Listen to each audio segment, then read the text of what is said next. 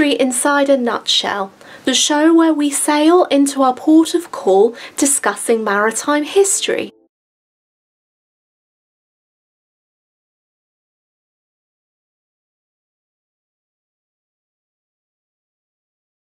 The great liners may, as it has been claimed for them, be practically unsinkable, but they are far from invulnerable.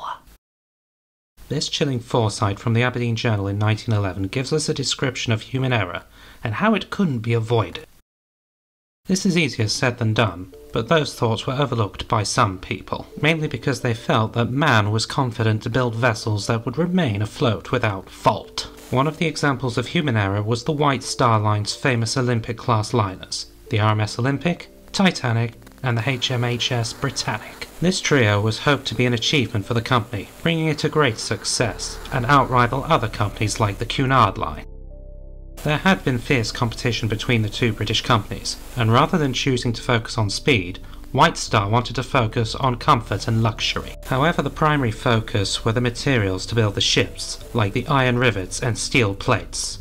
That'll be another story for another day, though as the construction of the Olympic-class liners deserve their own video on that. With the design of the ships, the human error is camouflaged with fascination and confidence. Some of this confidence can be inaccurately covered in the press. Like this interview example with Captain Edward Smith, when asked about the safety of the ships, he replied in the following words, as it's claimed.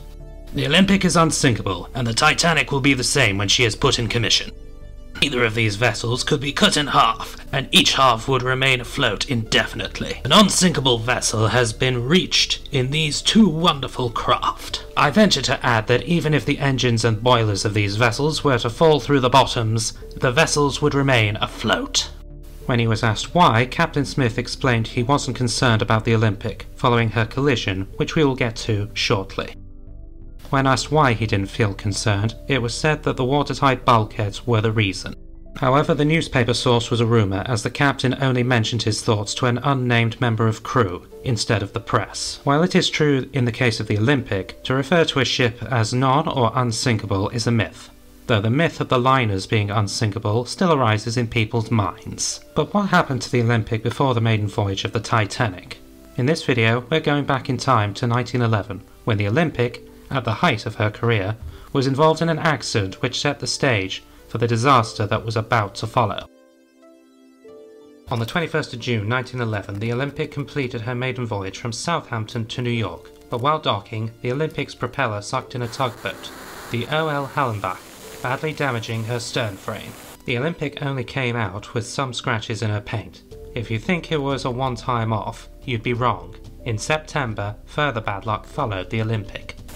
On the 20th, the Olympic left Southampton and was on her fifth voyage from there to New York.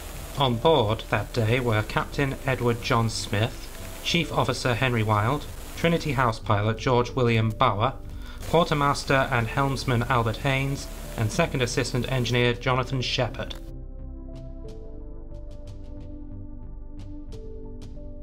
Also on board were Stewardess Violet Jessup and Stoker Arthur John Priest. The Olympic left on schedule from Southampton at noon, and her passengers and crew had hoped for a pleasant trip. 12:46, the Olympic left Southampton and was sailing in the Solent towards the Isle of Wight. While the ship was approaching Bramble Buoy, the captain and crew on the bridge noticed a battlecruiser, the HMS Hawke, who was inbound for Portsmouth, sailing eastbound. The Hawke made a small alteration to turn starboard, which would have given Olympic more room, but neither ship reduced their speed. Then the Hawke began on a parallel course and the two ships were in danger of a collision. On the bridge, Smith and George Bowyer exchanged words with one another. Knowing what was to follow, Smith told Bowyer that despite the suction, he didn't believe that the Hawke would go under the stern of the Olympic. In response, Bowyer cried, "If she is going to strike, let me know in time to put our helm hard a port." However, according to Smith, no immediate action had been taken, and instead Bowyer asked, "Is she going to strike us or not, sir?" Smith said yes and told Bowyer that the Hawke was going to strike the Olympic's stern. Bowyer then gave a command to turn the Hawke hard a port. Haynes managed to get Olympic's wheel over hard to his right, but despite the Olympic trying to swing her stern away from the Hawke, it was too late to avoid it. The Hawke's bow struck the Olympic's hull, plunging below the liner's mast. The Hawke suffered serious damage to her bow as a large section had fallen off, but luckily it didn't capsize. In a quick response, Commander Blunt managed to close all the watertight doors in time. On the Olympic side, Captain Smith gave the order to close all ship's watertight doors. Already seeing 2 of her compartments flooding, Shepard immediately took action and began one of a few engineers to close the watertight doors. By the time it happened, the water was up to Shepard's knees. The Olympic escaped with a triangular hole in her hull on her starboard side. Also, one of the Olympic's propeller shafts twisted. Despite the damages, no one was injured or killed. Olympic was able to return to Southampton under her power, but she was out of action since the incident was problematic. Olympic was patched with wood before she was taken back to Belfast. 5 weeks after the incident, Olympic returned to her schedule. Who was to blame?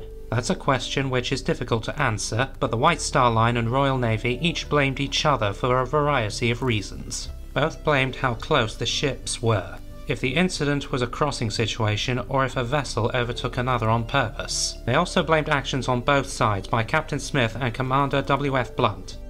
In an inquiry, Smith was blamed for his actions and so had been Bowyer. One newspaper source, said by a young officer, blamed Blunt, saying that he was sharing off his warship before a throng of passengers and made a miscalculation. At first, the case went to the Admiralty Court to understand what had happened. However, White Star and the Royal Navy didn't go quietly and the case went on to the House of Lords for a final decision on liability. In conclusion, the House of Lords blamed White Star for the incident and the Royal Navy was free from blame and charges. However, J. Bruce Ismay, the White Star chairman, disagreed, saying that Captain Smith's orders were properly and promptly obeyed. Despite the debates and hearings, White Star continued to attempt to clear their name by offering to find the exact position of location where the incident took place and try to find the broken bow of the Hawke. Their attempts and offerings had failed.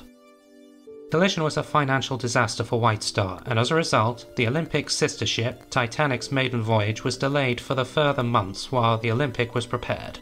Collision was a bad sign, which would begin the early stages of changing history. 8 months after the incident, RMS Titanic began her maiden voyage. All who were on board the Olympic during the collision were on the Titanic. George Bowyer disembarked the ship in Cherbourg, the rest continued on the journey.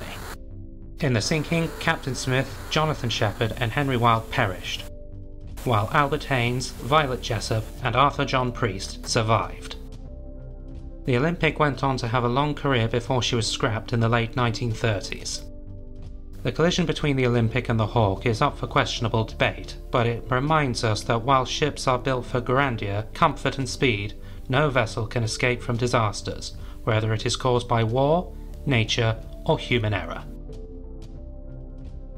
And a massive thank you to Jack Morrigan for narrating this week's video. Jack is a freelance screenwriter and voice actor, but he's also a big fan of Lego, and he talks about on social media on the day-to-day life of what it's like being an autistic freelance actor.